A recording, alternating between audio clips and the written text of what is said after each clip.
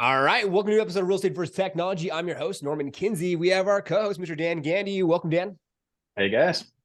And I'm very excited for this one, Dan. Talk about a full circle moment. Before we actually got on air, I got to meet someone that was a mentor to Dan for many years to help him to actually get where he's at today. So it was a blessing. We're going to go to the Bay Area today. We're going to go to the real estate experts, and we're going to go to Silicon Valley, and we're going to interview the one and only. Welcome to a new episode of Real Estate First Technology, your number one resource to get the inside scoop from top performing real estate professionals. How are they growing their business utilizing technology in today's market? Hear also from top performing coaches that can help and serve you in your real estate business, and also technology providers. Let's go deeper with these technology providers to ask them how they got where they're at today and how maybe their services could better serve your real estate business. A big shout out to Liftoff Agent for sponsoring our podcast. Go ahead and go to liftoffagent.com to learn about their marketing and positioning services to help scale your real estate business. If you haven't already done so, like the episode, subscribe. We want you to comment on YouTube what you learned from the episode and give us a review if you're going to be listening and streaming this podcast. Thank you so much. We appreciate you and enjoy this week's podcast of Real Estate First Technology series of interviewing individuals on YouTube. So Brett, welcome to the show. Super excited to have you, man. Yeah. Hey, great to be here. Yeah, definitely. So the show's all about you and your business. I know that we're all really very busy here and we appreciate your time. So let's get into just kind of your journey in real estate, why real estate to where you're at today, and why start a YouTube channel? Yeah. Oh, great question. Yeah. So my journey in real estate started, I owned a few different businesses before real estate. The last one was in financial services. So 2005, 6, and 7, I had a company that was forming corporations and LLCs for business owners and mostly real estate investors. Okay. And, there's a saying that success leaves clues. So it didn't take long for me to recognize my best clients owned a lot of real estate. And I was like, okay, I should probably focus on real estate, Love it. And this was 2006, I would say. So I sold that business, didn't make enough money to retire on. My wife was 9 months pregnant, tapping her toe saying, hey, what's your next move? And so I honestly thought like, okay, I want to go into real estate, but I didn't want to be a realtor. I'd seen, the show Modern Family. Yeah. Okay. My impression of realtors was like that guy, Phil Dunphy on Modern Family. I was like, I don't want to be that guy. So I went into mortgage actually. And because my impression of realtors wasn't great. And it didn't, the industry, even the industry people who are, leading the industry validated that perception for me. When I went to my first training as a mortgage lender, it was for realtors and lenders. And the guy was Alan Dalton from RIS Media. He does the rankings for the 1,000. He stood in front of the room and he said, hey, the problem with the real estate industry is that the consumer's general perception of a real estate transaction is that it's a fee-inflated event to perpetuate an inefficient industry. And I was like, oh man, that doesn't sound good. And then he said, second to that, when consumers are surveyed, their perception of real estate salespeople is basically one step above used car salespeople. And I was like, yep, damn, like this is the industry I got in.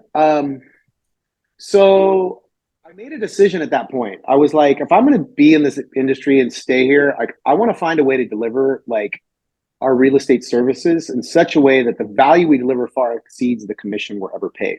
And so it put me on a relentless search as, with coaching and training, really networking and masterminding with the best in the business, because the best in the business were delivering lots of value. That's why they were so successful. So, anyway, so I started out on the lending side. This is, I think the winter of 2007, maybe. Okay. My mentor gives me the list of the top 150 agents as a lender and says, hey, look, if you're going to do well in mortgage, you got to get the business of top realtors. Here's the top 100. Go get them. Now, my background was coaching because I came out of college, spent 2 years working for Tony Robbins. Nice. So he set me up with, hey, here's a way we can approach these guys and gals. You tell them, hey, you'll coach them on their real estate business and earn their mortgage business. And so I did. I went out, I interviewed, I got appointments with 42 of the top 100 agents. Wow. It took me 2.5 months. And I met with 42 of them, and I kind of light bulb went off, and I went, wow, these people are actually pretty smart. They got great lifestyle. Like the top agents were pretty cool. I'm like, I could probably do real estate. And literally like the next week, Bear Stearns collapsed. Lehman Brothers collapsed. So if you were a new mortgage lender, you could not get anything done. And one of the agents who I had landed the account with, I got 5 of the top 20 as clients. He said, look, I think you're pretty sharp. You got good, you would do well in real estate. You should join my team. If mortgage is not going to work out for you. So that was how I got into the business. And in hindsight, people would say it's the worst time to get started. For me, it was the best time. Yeah. Because I didn't know what hard work was. I just knew what it took to get a deal done. And that you had to add value to people. I think that's the common denominator. So where we are now. We're in this market, right, where we're going into a recession. Things have changed. And, people who have come into the business in the last 3 years in real estate, I'd say, even if you've done deals, you haven't really sold real estate. Real estate's just kind of happened for you. You got in the path of somebody who needed to buy or needed to sell. You opened some doors, wrote some contracts. But now we really have to deliver value and educate and inform. And I think that's really what prompted me to start a YouTube channel way back in 2015. I was, thinking, wow, it's one of my mentors, Michael Reeves, was, he had a saying. He said, "A picture paints 1,000 words, a video paints 1,000,000." Yes. And it's a format where I could really convey and articulate my knowledge, my expertise, my influence at scale. And so, we started that channel, Silicon Valley Real Estate Journal.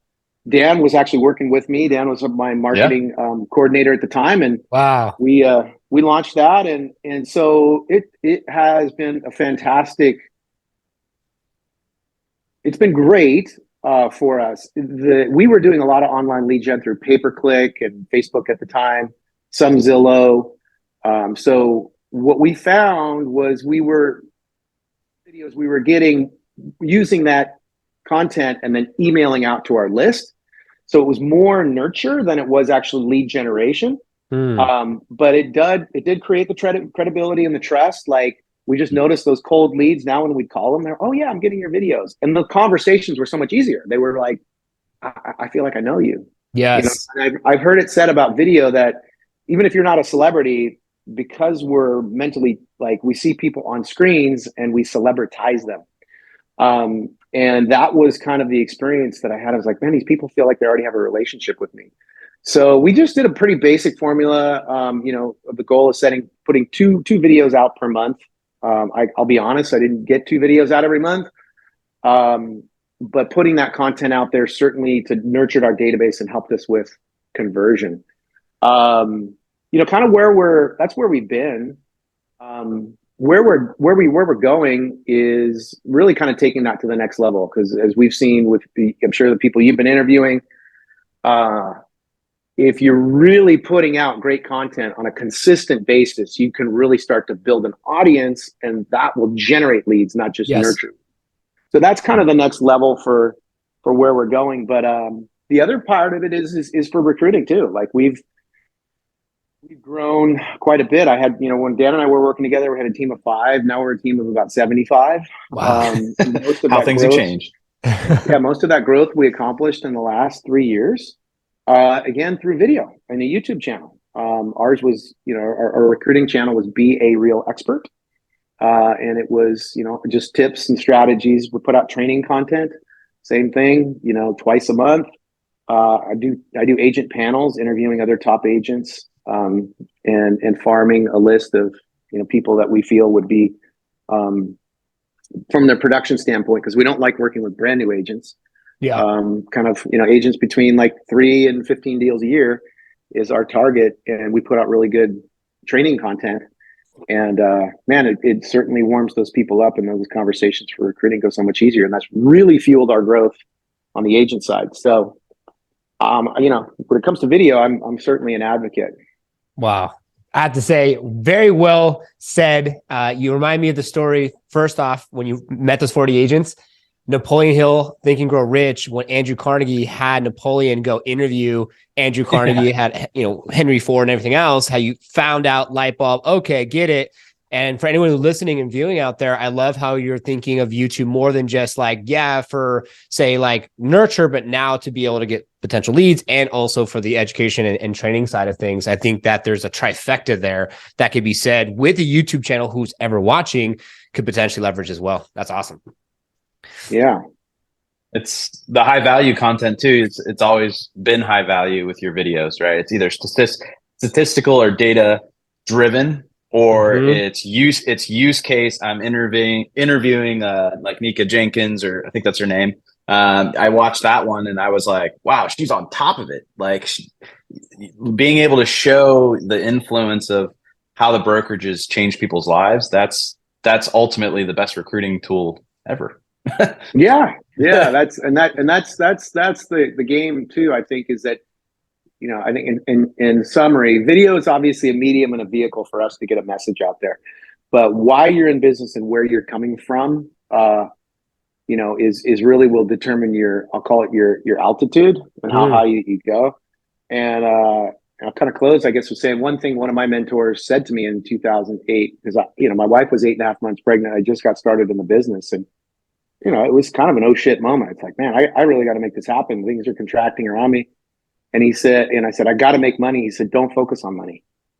He said, don't focus on making money. Don't chase money, add value. He said, find a way to add value, as much value as you can to as many people as you can, and you'll be fine. Money is just a scoreboard for the value you bring.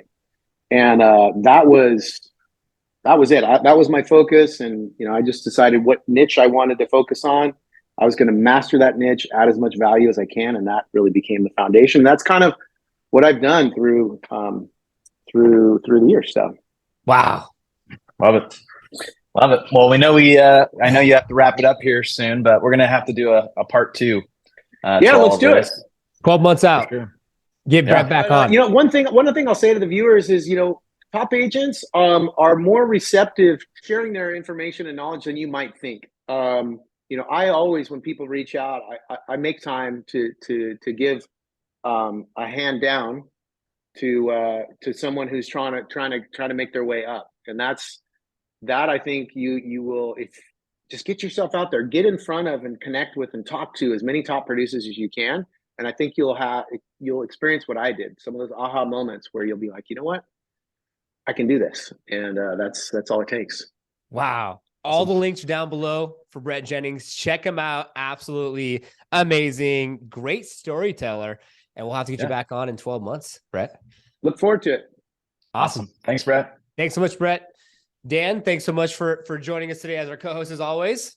Yep. You're welcome. Good to see you. And thanks to all our viewers and listeners, as it is our intention for you to take things from our episodes, apply to your business, have more massive success. Thanks to Liftoff Agent for sponsoring the show. And we will see you on the next one.